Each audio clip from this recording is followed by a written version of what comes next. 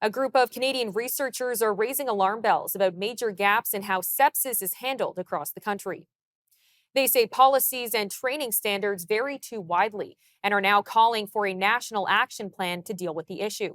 Sepsis is the body's extreme reaction to infection, and according to the World Health Organization, it's one of the leading causes of death globally. Here in Canada, recent sepsis related deaths, including in Ontario, have sparked growing questions about hospital procedures and safety protocols. Earlier, I sat down with Dr. Abhishek Rout, medical director at Appletree Medical Group, who unpacked why Canadian researchers are calling this a public health emergency right now. Well, Canadian researchers are calling sepsis a public health emergency because we have a very high mortality associated with it. We have a lack of national protocols, and we have significant avoidable deaths as well. So, a recent case in Ontario where a young mother died because of septic shock shortly after childbirth is something that we have to look at in detail. And experts would agree that if we had faster recognition and treatment, that could have made a huge difference in her life. So sepsis is really the body's extreme response to infection. It can lead to organ failure and death if we don't treat it quickly. Globally, it is one of the leading causes of death, and yet in Canada specifically, we don't have a unified action plan yet. So what makes this a public health emergency is not just the clinical danger of sepsis, but the gaps that we have on how we respond to it. Researchers say there are major gaps in training and policy across the country. We asked Dr. Rout for examples. So I think what we see is gaps in training and policy across Canada when it comes to sepsis there. We do know that certain provinces don't have any sepsis-specific policies or guidelines. Ontario, for instance, does not have a unified policy there. Another example is really an absence of hospital accreditation standards that require sepsis protocols.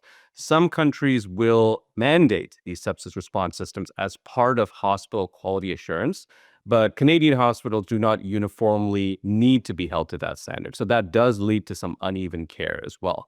And then finally, there is a lack of national leadership because in 2017, the World Health Assembly did recognize the importance of having sepsis strategies and guidelines, and Canada has yet to respond to that coordinated plan.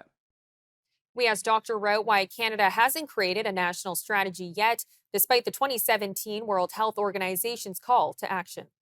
Despite that, we still don't have that unified plan. And I think a big major factor of that is a fragmented nature of Canada's healthcare system.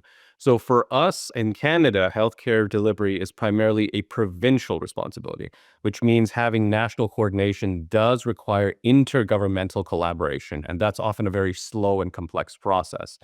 So while some provinces have made great strides, some provinces still lack those sepsis specific policies as well. Another issue is really awareness and prioritization. Despite sepsis being a leading cause of death worldwide, there are other priorities that each province would have depending on what outbreaks that go on, which can certainly cause that fragmentation of priority. And then again, you're not going to have something that would be more national as well. So sepsis in this case is not just a clinical issue, but really what we're dealing with is a public health emergency because of that lack of coordination. Dr. Rout also unpacked what provinces are doing a better job than others at dealing with sepsis and what can be learned from them. Yes, I think while most provinces don't necessarily have sepsis specific policies, there are provinces that do. I think a standout example is British Columbia, where clinicians and researchers have been very proactive in having clinical guidelines and training programs. We have UBC and the BC Children's Hospital in a great collaboration, which contributes to these foundations like Sepsis Canada. And those provide for early detection tools and education for healthcare providers as well. Another province is Nova Scotia, where institutions like Dalhousie University are involved in critical care and emergency medicine research related specifically to sepsis. So in Canada, we actually do have a lot of provinces that we can learn from in implementing these guidelines as well. And lastly, Dr. Rout discussed how frontline healthcare workers can be better supported in recognizing sepsis earlier.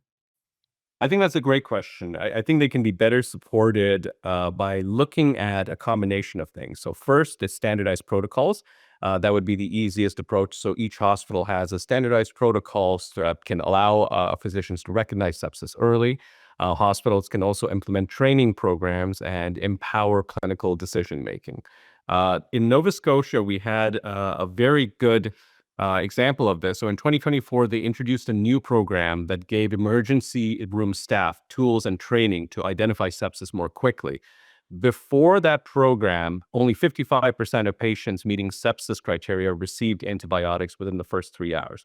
But after implementation, that number actually jumped to 82%. And the average wait time dropped from 233 minutes to 124 minutes, which is dramatic. It shows a huge improvement there. So there are a lot of things we can do and a lot of things that have already been done in Canada that we just need to spread countrywide that can make a huge difference here.